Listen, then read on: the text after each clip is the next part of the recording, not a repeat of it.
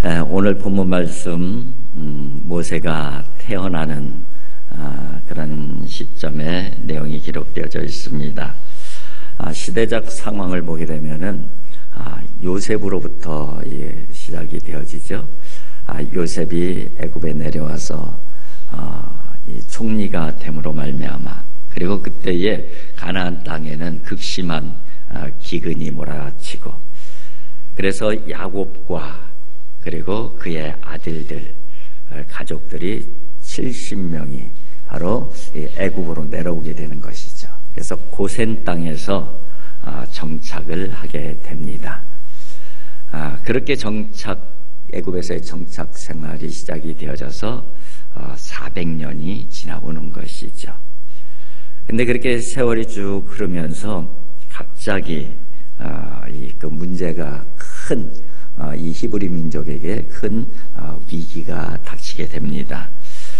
당시에 히브리인들의 인구를 보게 되면은 약 60만 정도 그렇게 얘기를 하는데, 60만 하면은 장정만 60만이에요. 그러니까는 어린아이들 또 여자들 이렇게 포함하면은 약 200만 정도의 히브리인들이 바로 이 애굽 땅에 살고 있었다. 그렇게 우리는 이해할 수가 있습니다. 그런데 요셉을 알지 못하는 사람이 왕이 되면서부터 문제는 시작이 되어지는 것이죠. 그런데 이 히브리 사람들을 보니까는 굉장히 강하고, 그죠? 대단해 보이는 거예요. 그런데다가 이 숫자까지, 인구까지 막 기하급수적으로 늘어나니까 위협을 느낀 것이죠. 두려움을 느끼게 된 것입니다. 그래서 이제 요셉을 알지 못하는 왕이 이 히브리 민족을 조금 어렵게 해서 번성하는 것을 막아야 되겠다. 그래서 그 정책을 쓰게 됩니다. 그러면서 이제 국고성 비동과 람셋의 건축을 시작을 해요. 그러면서 거기에 노동력으로 이렇게 이 활용을 하면서 아주 고생을 시키고 학대를 하죠. 그러면은 너무 힘들고 어려우면은 애 낳는 거를 좀 포기할까봐. 그런데 학대하면 학대할수록 히브리 민족은 더 번성을 하는 거예요. 이거 갖고 안 되는 거예요. 이거 갖고 안 되는. 그래서 이제 그 다음 조치가 뭐였었냐면은 산파들 보고선 아기가 태어나기 전에 가서 여자아이인지 남자아이인지 확인해서 남자아이면은 그 자리에서 죽여라. 그렇게 산파들에게 명령을 합니다.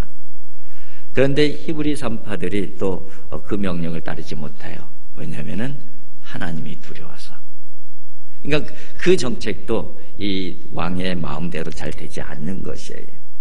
그래서 이제 왕이 극단적 조치를 취하는 것이죠.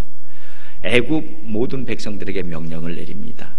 너희 주변에 살고 있는 히브리 민족 가운데에 아기를 낳으면, 남자아이를 낳으면은 무조건 잡아다가 나일강에 던져라. 그래서 애굽 사람이 눈에만 띄면은 히브리 민족의 그 아이는, 남자아이는 다 이 나일강에 던지는 그런 그 위급한 상황이 발생하게 된 것이죠. 그렇게 함으로 말미암아 히브리 민족의 번성을 막으려고 결국은 멸족을 시키려고 그렇게 했던 것이죠. 어떻게 보면은 이 상황은 이 민족적 위기라고 할 수가 있는 것이죠. 근데 이 민족적 위기가 지금 구체적으로 누구의 가정에 구체적으로 임하고 있는 거예요? 모세의 가정에 임하고 있는 것이죠. 모세가 태어날 때가 바로 그 시점이었던 거예요. 그런데 그래서 꽁꽁 숨겼어요. 꽁꽁 숨겼어요. 왜냐하면은 애굽 사람에게 발견되면은 모세는 나일강에 그냥 던져서 죽여버리니까 꽁꽁 숨겼어. 그렇게 몇 개월을 숨겨요? 3개월을 숨겼습니다. 한번 생각을 해보세요. 아기가 얼마나 잘 울어요. 달랜다고 울음을 쉽게 끊지지 않죠. 막 때려쓰기도 하고. 그 울고 떼쓰는 아기를 3개월 동안 숨겨낸 이 어머니의 심정, 한번 생각해 보면은 정말 그 3개월이 정말 지옥 같았을 거예요. 너무너무 두렵고, 이거 잘못하면은 이 사랑하는 내 아들이 나일강에 던져버릴 그런 상황이 되어지니까. 그러다 이제 3개월이 되었을 때 아이가 좀 크니까 울음소리도 커지고, 그러니까 도저히 더 이상 숨길 수가 없었던 것이죠. 그래서 이제 결단을 합니다. 이 어머니가 요게벳인데, 요게벳이 얼마나 그 숨겨놓으면서 하나님 앞에 기도를 많이 했겠어요. 하나님, 내 아들 모세를 지켜주세요. 이 목소리가, 이 울음소리가 바깥으로 좀 안 들리게 좀 해주세요. 뭐 이런 기도도 드리지 않았겠어요. 그런데 이제 도저히 안 되니까, 하나님, 이제 제가 할 수 있는 것은 여기까지인 것 같습니다. 그래서 갈대 상자를 만드는 거예요. 이제 나일강에 띄어보내려고 하는 것이죠. 그래서 혹시나 물이나 셀까 해서 거기에 막 이제 또 바릅니다. 역청과 나무 진을 이렇게 잘 칠해서 물이 새지 아니하도록. 어머니가 할 수 있는 것은, 어머니가 아들을 위해서 할 수 있는 것은 바로 그것밖에 없었어요.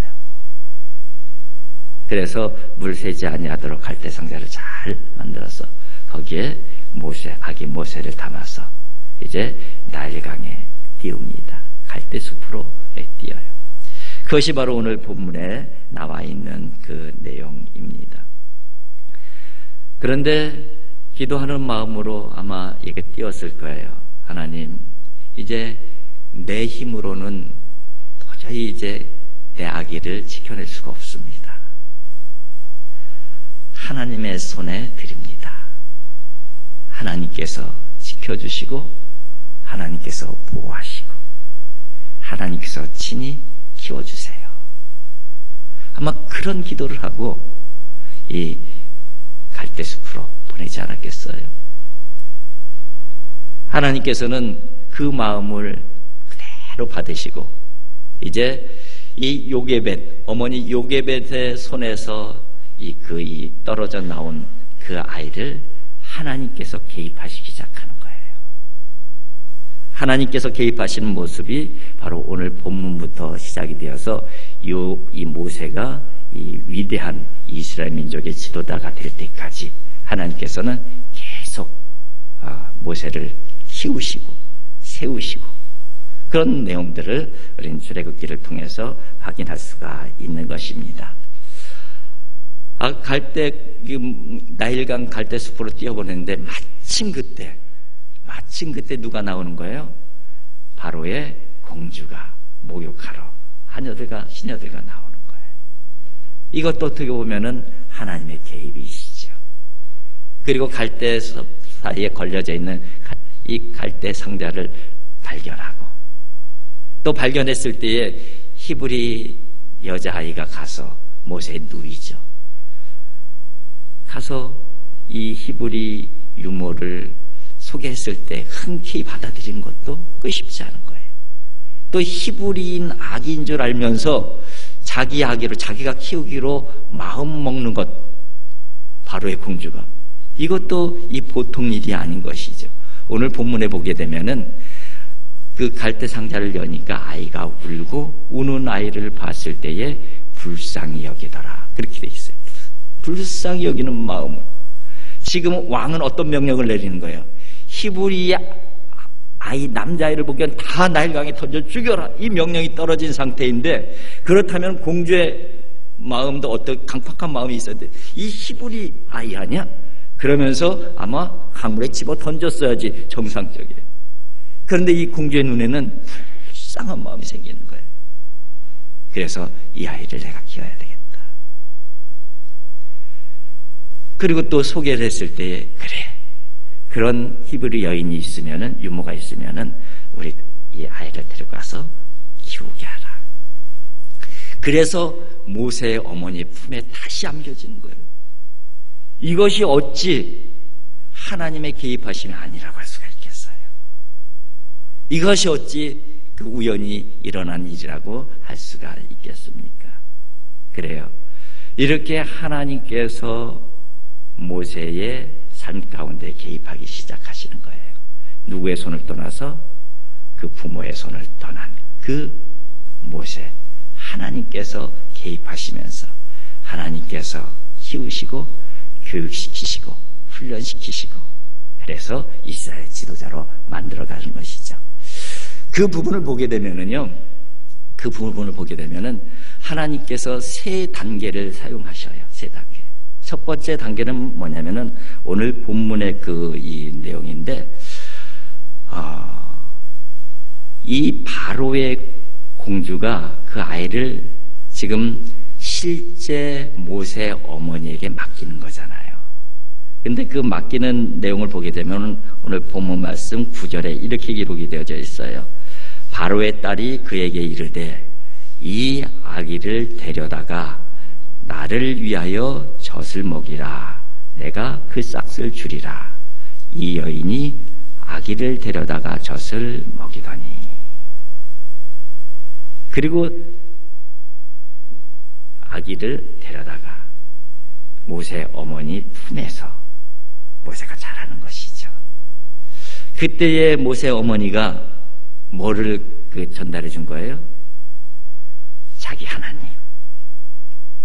하나님에 대해서 요게벳, 모세 어머니 요게벳이 그 마음 가운데 담겨져 있는 하나님에 대해서 전달해 주는 것이죠. 그때. 그리고 우리 민족이 어떤 민족이고 네가 누구이고 그것을 가르쳐 주는 거예요. 하나님에 대해서 알려주고 또 모세 정체성에 대해서 알려주게 되는 것이죠. 하나님께서 계획하신 첫 번째 교육의 과정이에요. 어머니의 품 안에서 하나님을 알게 하고. 어떻게 하나님을 알게 하냐? 어머니 요게벳이 만난 하나님을 공유하게 하는 거예요. 어디에서? 품 안에서. 그것이 바로 하나님의 첫 번째 교육이고 첫 번째 개입이죠. 그리고서 이제 어느 정도 자라는 것이죠. 자랐을 때 이제 누구의 손에 넘어가는 거예요? 바로의 공주의 손에 넘어가요. 그것이 바로 오늘 본문 말씀, 이어지는 말씀 10절입니다. 이렇게 되어 있어요. 그 아기가 자라매 바로의 딸에게로 데려가니, 그 아이가 자랐어요. 자랄 때까지 누구 품에 있었던 거예요? 어머니 품에 있었던 것이죠. 딸에게 데려가니 그가 그의 아들이 되니라. 누구의 아들이 되는 거예요? 이제 바로의 공주의 아들이 되는 거예요. 이제부터 어디 생활이 시작이 되는 거예요? 왕궁 생활이 시작되는 거예요. 왕궁에서 배워야 될 것이 있었어요. 왕궁에서 배워야 될 것이 뭐냐면은 앞으로 60만, 장정만 60만, 200만의 민족을 이끌어야 될 그런 지도력이 필요했어요. 리더십이 필요했던 것이죠.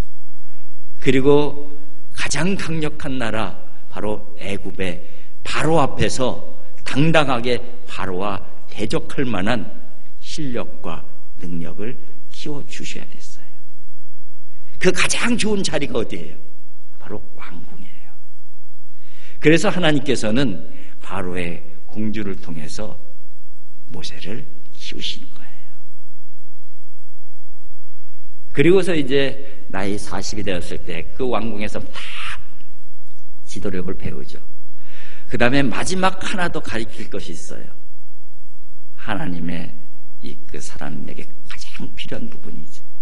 그 부분을 어디에서 배우게 하냐면은 광야에서 배우게 하시는 거예요. 그래서 사람을 죽이게 하고, 그리고 광야로 도망가게 하고, 광야에서 40년을 지내게 하십니다. 이것이 바로 하나님께서 모세를 훈련시키시고 키우시는 세 번째 단계인 것이죠. 모세가 광야 가운데에 실망과 좌절과 절망을 느꼈을 거예요. 인생의 가장 밑바닥까지 떨어졌을 거예요. 그러면서 뭐를 알게 되는 거예요? 인간의 무능함을 알게 되고, 사람의 힘과 사람의 능력이 얼마나 부질없는 건가를 알게 되는 것이죠. 그러면서 인격적으로는 겸손과 온유를 만들어 가시는 것이고, 신앙적으로는 정말 하나님 앞에 철저히 의지할 수 있는 믿음의 기반을 만들어 가신 것이죠. 그것이 바로 하나님의 광야 교육이었어요. 여러분, 놀랍지 않습니까? 하나님께서 개입하신 모세의 그 삶은 철저하고 아주 체계적이에요. 첫 번째 단계에서는 하나님에 대한 지식과 정체성을 알려줘요. 누구 품에서? 어머니의 품에서.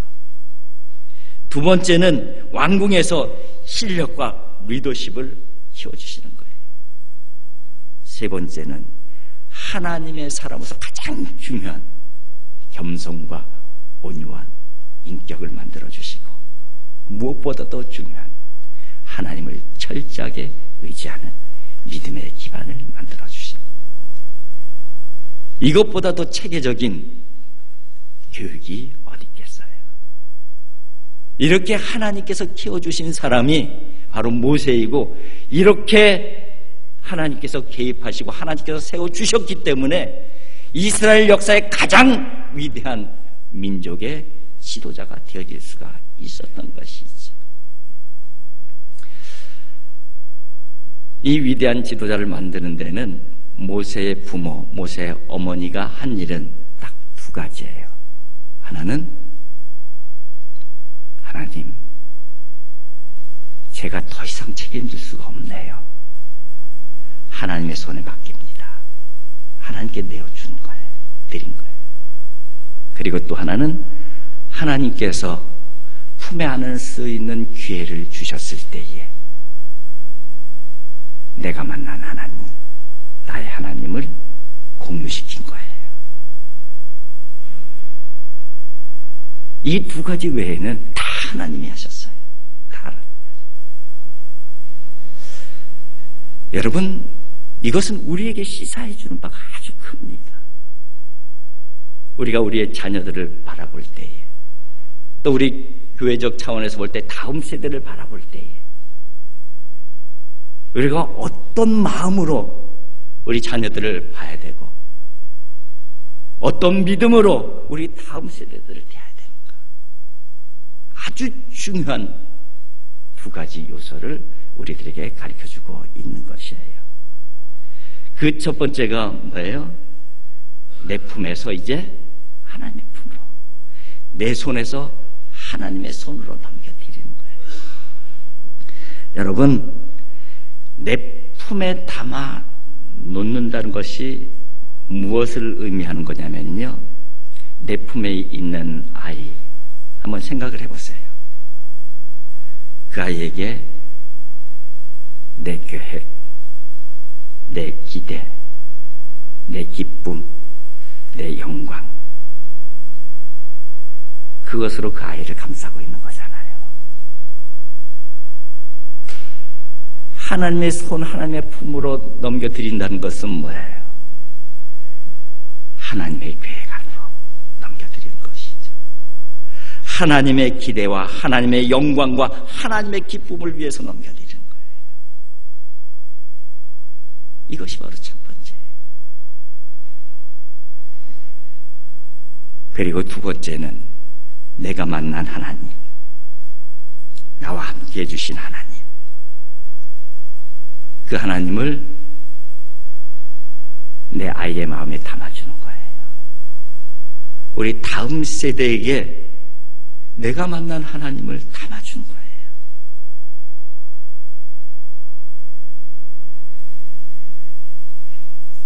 무조건 강요한다고 되는 게 아니잖아요. 하나님께서 기회를 주시는 때가 있어요. 자녀들에게, 다음 세대에게 내가 가지고 있는 믿음, 내가 만난 하나님을 담아줄 수 있는 기회를 주실 때에, 그때는 목숨 걸고 담아줘야 돼요. 아무 때나 강요한다고 아이들이 받아들이지 않잖아요. 아무 때나 우겨댄다고 해서 받아들이지 않잖아요. 그런데 하나님께서는 기회를 주셔요. 누구에게 기회를 주셨듯이 요게벳에게 기회를 주셨듯이.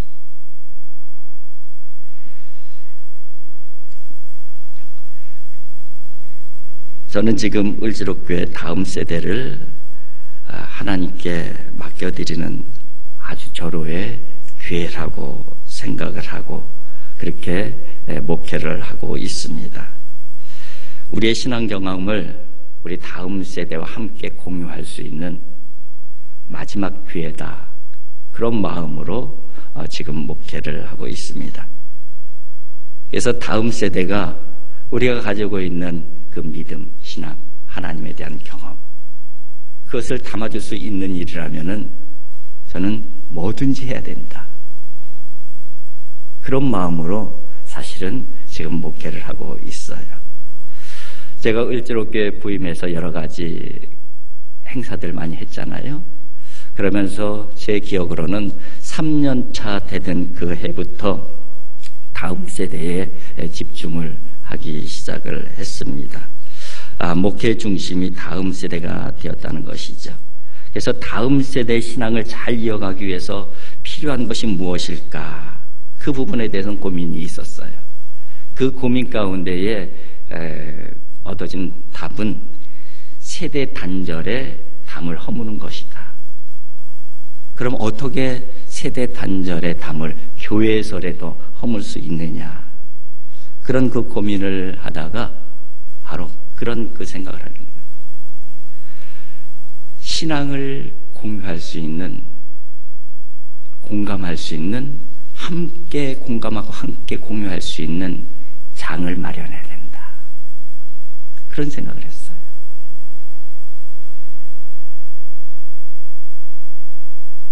교회 오면 다 따로 놀잖아요. 아이들은 아이들대로, 청년은 청년대로, 어른은 어른대로, 어른들 사이에서도 젊은 30대는 30대대로, 50, 60대는 50, 60대대로, 노인들은 노인대로 다 따로 놀고 있잖아요. 내가 만난 하나님을 담아줄 수 있는 기회가 없어요. 얘기해 줄 수 있는 기회가 없어요.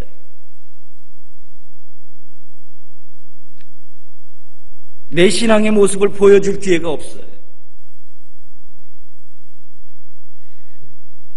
그러니까 서로 오해만 생기는 거예요.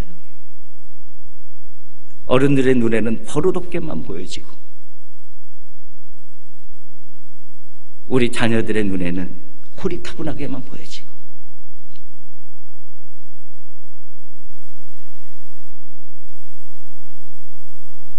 그래서 시작한 것이 우리 전교인 수련회를 전교인 통합수련회로 그래서 시작을 한 거예요.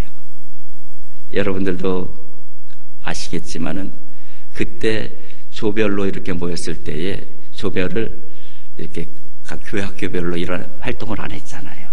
다 조별로 아이들, 중고등부, 청년, 어른, 할아버지, 할머니까지 한 조로 이렇게 묶어서 활동하게 했잖아요. 반대도 많이 했죠. 소통이 안 됩니다. 그렇게 반대하는 분들도 있어요. 그럼에도 불구하고 해야 됐어요. 왜냐하면은 함께 있을 공장을 마련해줘야지. 담아주든지 말든지 할 거 아니에요. 장도 만들어 놓지 아니하고 나를 이해하라고요? 그걸 누가 이해해요? 누가 이해해요? 일단 지지고 볶아야지. 이해를 하더라도 하고 받아들이도록 받아들이잖아요. 다 따로 놀면서 뭐를 전달하겠다는 거예요. 비전 트립도 그런 차원에서 바꿨잖아요. 여러분, 비전 트립을 청년 중심으로 비전 트립을 전교인 비전 트립으로 바꾸신 거 아시죠? 그런 목적이에요. 청년들에게 비전 트립해서 비전을, 선교 비전을 심어주는 것도 중요하지만은 지금 오늘날 더 중요한 것은 함께 선교의 비전을 갖는 거예요. 아이들도, 청소년도, 청년도, 어른도, 노인들도 그것이 없었잖아요. 그것이 무너졌잖아요. 그래서 다음 세대에 대한 심각한 문제들이 우리에게 지금 다가오고 있잖아요. 그래서 그 비전 트립도 전교인 비전 트립으로 바꾼 이유가 바로 거기에 있어요. 그것도 할 때 얼마나 많은 반대하시는 분들이 있어서 그래도 해야만 했어요. 설사 실패하더라도 했어야 됐어요.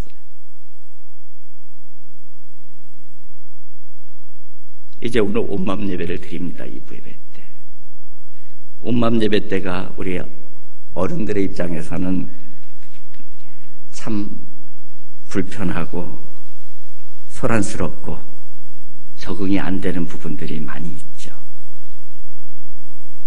또 그것에 대해서 정말 그 마음이 힘들어서 온맘 예배 드릴 때는 교회 오고 싶지 않다 이렇게 말씀하시는 어른들도 계셔요. 이해해요. 이해해요. 충분히 이해해요. 왜냐하면 저도 그렇게 온맘 예배가 아주 쏙 저도 어른에 속해 있나 봐요. 그러나 그럼에도 불구하고 이 온맘 예배를 해야 되는 이유는 그렇게 또 해야지. 그렇게 지지고 볶고래도 해야지. 우리 아이들이 우리 어머니 아버지의 예배 드리는 모습을 볼 수 있고 우리 할아버지 할머니의 예배 드리고 찬송하고 기도하는 모습을 볼 수가 있을 거 아니에요. 다 따로 내 편한 대로 우리 방식대로 그것만 가지고서는 공유된 믿음의 경험을 할 수가 없잖아요.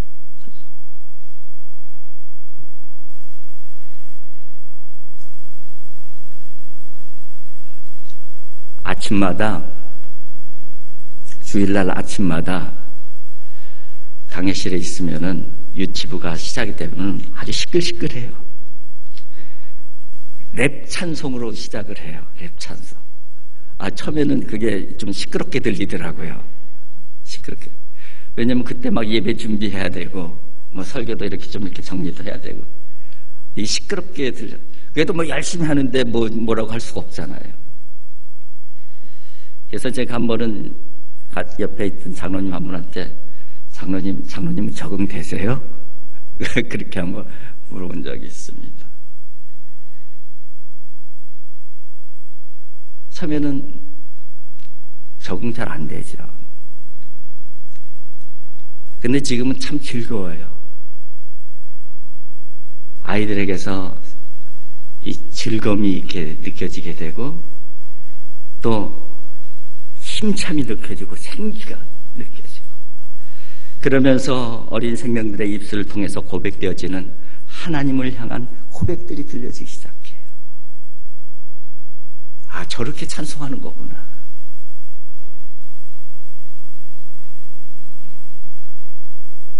여러분, 이 시대가 아무리 어두운 시대이고 힘겨운 시대이고 우리 다음 세대를 이끌어 나갈 우리 어린이들, 청소년들, 청년들이 신앙을 지키기 힘든 시대이지만 우리는 다음 세대에 대한 우리 자녀들의 믿음에 대한 희망을 버려서는 안 됩니다.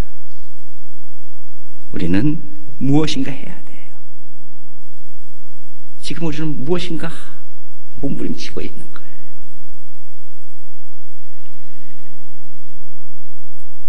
왜 그렇게 우리는 몸부림을 쳐야 되느냐? 하나님께서는 모세 시대에 그 암울한 모세 시대에도 하나님께 맡기고 하나님의 손에 하나님의 품으로 올려드리니까 하나님께서 모세를 키워주셨잖아요.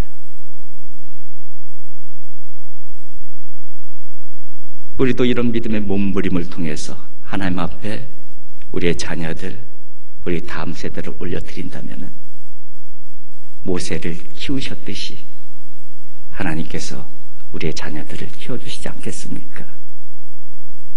하나님께서 모세를 세워가듯이 우리 다음 세대를 세워가주시지 않겠어요? 우리가 이런 믿음으로 우리 자녀들을 바라보고 아이들을 바라보고 청소년들을 바라보고 젊은이들 바라보고 기도하면서 하나님의 손에 올려드리는 하나님의 사람들이 되어질 수 있기를 주님의 이름으로 축복을 드립니다. 기도하겠습니다. 사랑의 아버지 하나님 감사합니다. 아버지 하나님, 참으로 이 시대가 여러 가지로 영적으로 암울한 시대이기에 참으로 우리 자녀들 또 우리 다음 세대들이 우리 믿음과 신앙을 이어받고 지켜나가기가 너무나도 힘겹고 어려운 시대입니다. 그러나 저희들이 하나님께 맡겨드리길 원합니다. 하나님께서 주신 기회에 믿음의 공유, 신앙의 공유, 하나님에 대한 공유, 이런 몸부림을 치고 있습니다. 하나님 함께해 주시고 인도해 주시고 개입하여 주셔서 모세를 하나님께서 키워 가신 것처럼 우리의 자녀들을 키워주시고 우리 다음 세대들을 하나님께서 친히 키워주시옵소서. 그래서 이스라엘 민족의 가장 위대한 지도자로 모세로 세워주신 것처럼 우리 자녀들을, 우리 다음 세대의 모든 우리 자녀 세대들을 이 시대의 위대한 지도자로 만들어 주시옵소서. 예수님의 거룩하신 이름으로 기도하옵나이다. 아멘.